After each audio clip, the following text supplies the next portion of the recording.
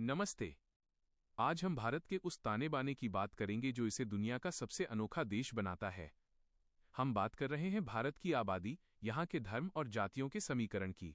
आपने अक्सर खबरों में डेमोग्राफिक शब्द सुना होगा, जिसका सीधा मतलब है कि हमारे देश में किस धर्म और किस वर्ग के कितने लोग रहते हैं।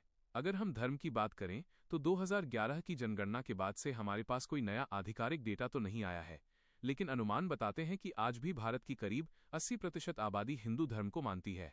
इसके बाद दूसरा सबसे बड़ा हिस्सा मुस्लिम समुदाय का है, जो लगभग 14 से 15% के बीच है।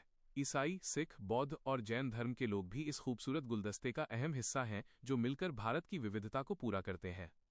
अब अगर हम जातियों के गणित को समझें तो ये थोड़ा पेचीदा है, क्योंकि आज़ादी के बाद से पूरे देश में कभी जातिगत जनगणना हुई ही नहीं। हालांकि मंडल कमीशन और हाल ही में बिहार जैसे राज्यों में हुए सर्वे से हमें एक अंदाजा जरूर मिलता है।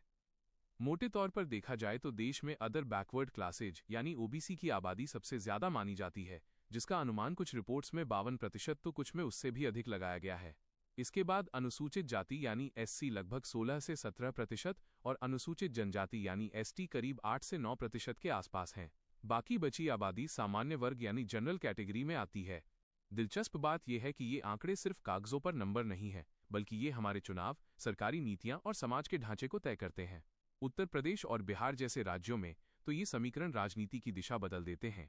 वैसे 2027 में होने वाली अगली जनगणना में पहली बार जातिगत डेटा इकट्ठा करने की बात कही जा रही है, जिससे शायद हमें और भी सटीक जानकारी मिल सके। खैर, नंबर चाहे जो भी हों, असलियत यही है कि इन तमाम अलग अलग पहचानों के बावजूद हम सब एक ही धागे में पिरोए हुए हैं।